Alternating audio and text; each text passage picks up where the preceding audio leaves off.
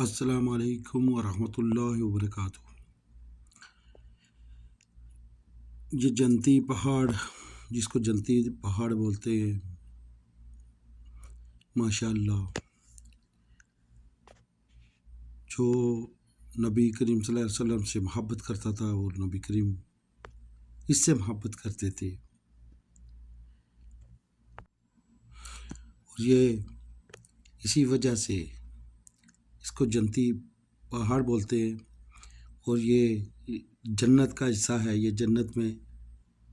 جنت میں بھی ہوگا یہ پہاڑ۔ دیکھیں کیسے ماشاءاللہ نور کی طرح چمک رہا ہے، کتنا پیارا منظر ہے اس کا، کتنا خوبصورت ہے۔ پہاڑ تو بہت ہیں لیکن اس جیسا نورانی پہاڑ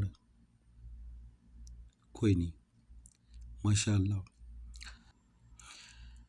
یہ جو پہاڑ ہے جنتی پہاڑ، جبل احد، یہ مدینہ سے، حرم پاک سے، مسجد نبوی سے تقریباً 5 کلومیٹر کے فاصلے پر ہے۔ یہاں جنگ احد ہوئی تھی جس میں 70 صحابہ اکرام جو تھے وہ شہید ہوئے تھے، اور آپ صلی اللہ علیہ وسلم کے دان مبارک بھی پہاڑ میں اسی میں شہید ہوئے تھے۔ اور اس میں 2 غاریں بھی ہیں جبل احد میں، جہاں پر اس پہاڑ نے پناہ دی تھی، پتھر کا سینہ کھلا اور اس نے وہاں پر پناہ لی گئی۔ ماشاءاللہ کتنا خوش نصیب ہے۔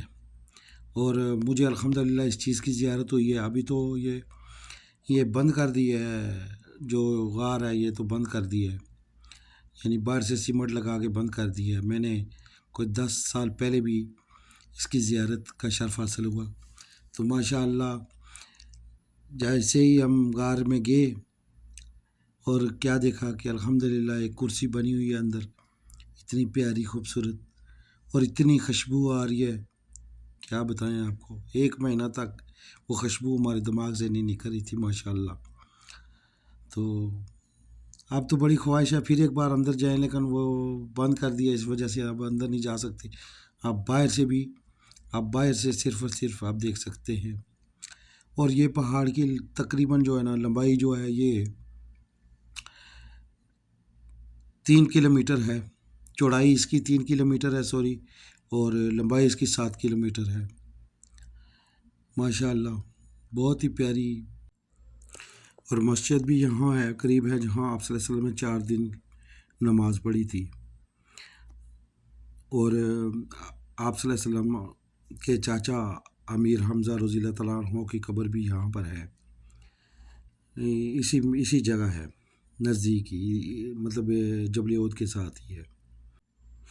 دوستو یہ میں چھوٹی سی ویڈیو ریکارڈ کی ہے، اور مزید اگر اس کے بارے میں آپ جاننا چاہتے ہیں مزید، تو میں ایک چیز کی ویڈیو بنا کے آپ کو دکھا سکتا ہوں۔ میری اللہ پاک سے دعا ہے اللہ تعالیٰ سب کو اپنے حبیب کے روضے کا دیدار کروائے اور ان جگہوں کی زیارت کروائے۔ آمین ثم آمین۔ اوکے، اللہ حافظ۔